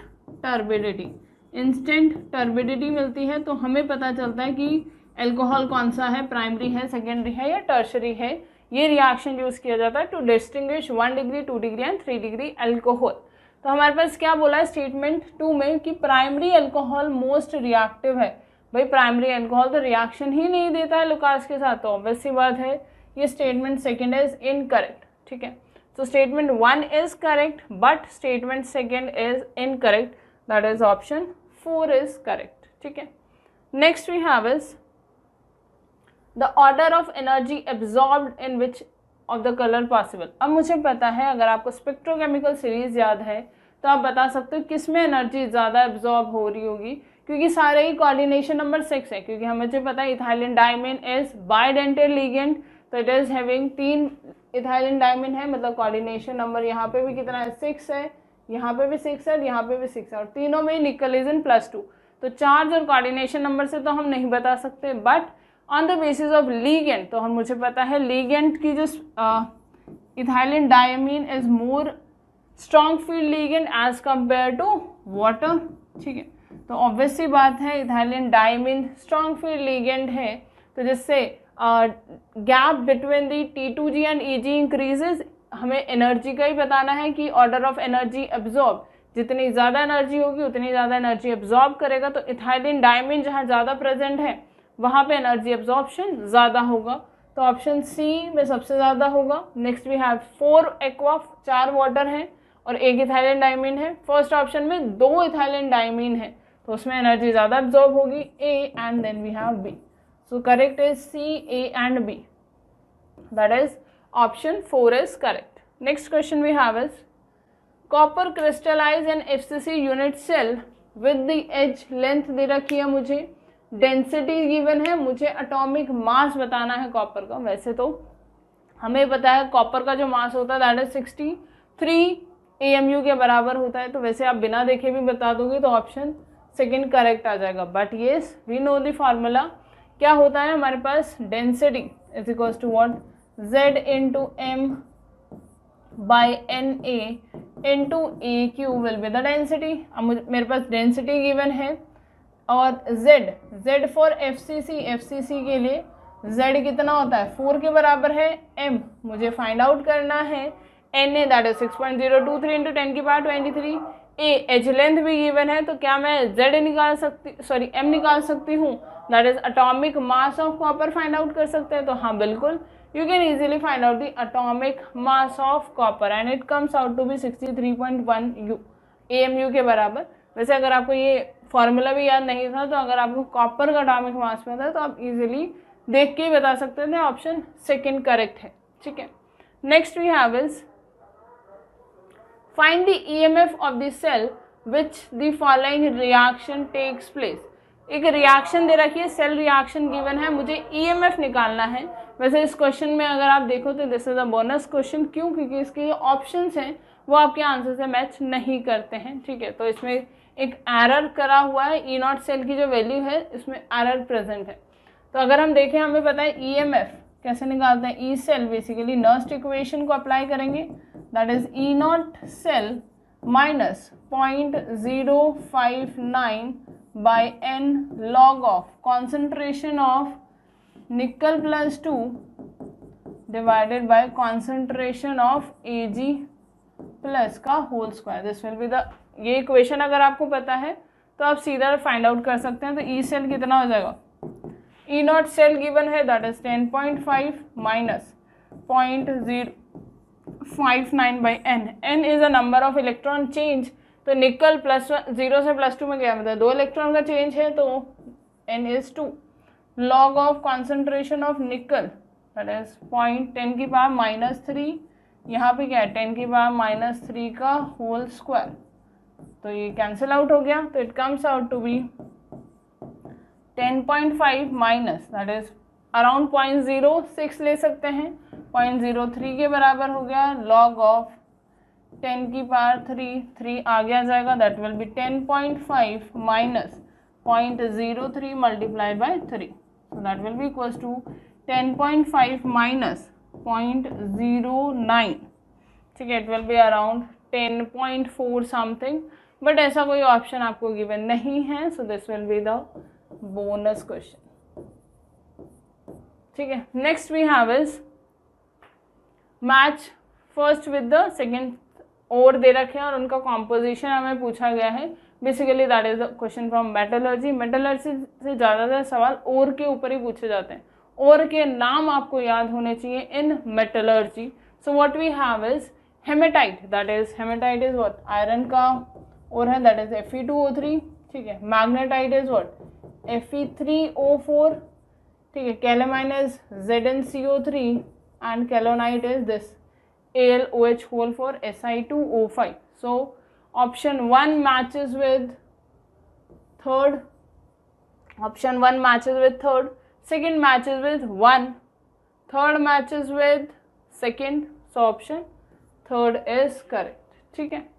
Next we have is, last question we have is the product formed from the reaction of the sequence, that is we have cyanide lithium aluminium hydride that is a reducing agent, तो cyanide को किसमें भेज देगा, ये CH2N2 में reduce कर देगा, what we get is CH2NH2 after the reduction.